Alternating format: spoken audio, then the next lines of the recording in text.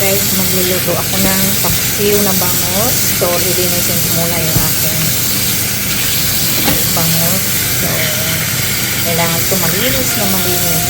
So, iwanan ko muna siya. Andito na yung pangsama ko. Ayan. Meron din akong talong na hiniwa. Siyempre. So, yan, nahiwa-hiwa ko na siya.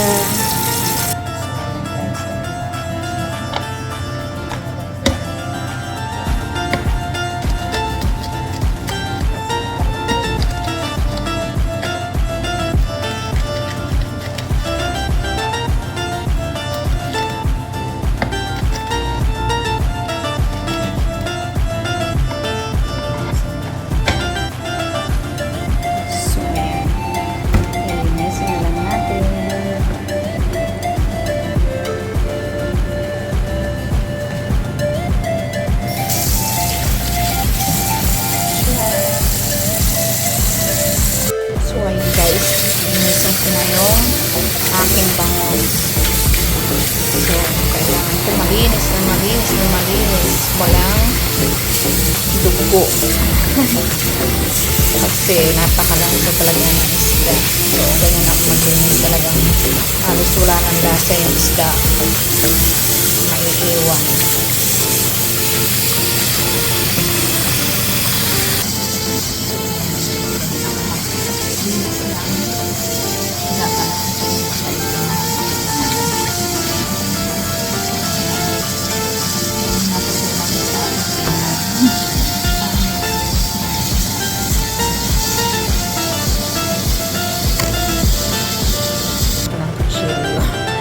Talim kasi ng kutsilyo namin. So, ayan. Sakit. So, ito na guys yung yung gagawin ko. Ay, yung lulutuin kong paksiw. Mabangos.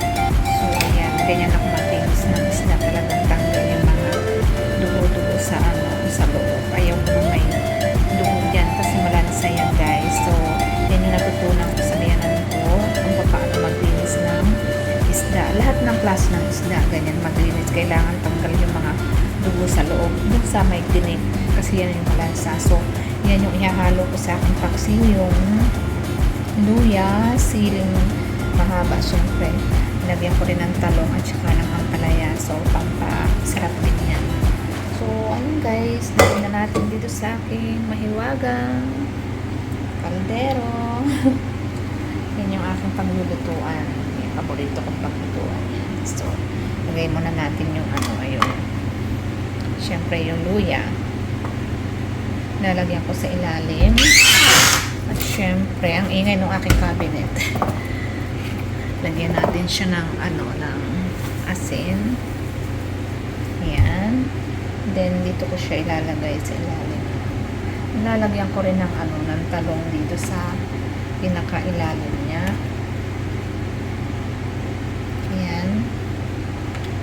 Lagyan natin siya na. Tapos, siyempre, ilalagay ko yung ulo at saka yung buntot sa ilalim. Yan. Kasi ako lang naman ang kakain na ito eh. Hindi mo kumakain yung mga bata ng isda. Sabi ko nga sa inyo, hindi kumakain ng isda yan. Lagay natin to, sayang naman. Nilinis ko naman siya. Tapos, ilagay natin yung ibang luya sa ibabaw. Siyempre, dyan yan. Tapos, ilalagay ko rin sa ibabaw yung ibang talong. Ayan. Fresh na fresh yung talong na yan. Bigay sa akin yan. Friend ko na may taniman. So, ayan. Ilagay natin yan dyan. At yung ampalaya. Ganyan ako magluto ng paksiw. Simpleng lang. Simpleng lang. Pagluluto. Dagdagan natin siya ng asin. Ayan. Tapos maya ito, lagay natin yan sa ibabaw. So, yan. Lagyan natin ng suka. Marami akong nilutong ulam ngayon. So, kasi ito naman guys na yung paksiw, hindi napapanis.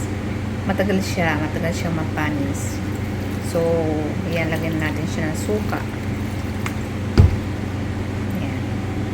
Then, tatakpan natin at isisigang na natin siya. Ayan guys, sinigang ko na yung aking paksiw. Ito yung niluto kong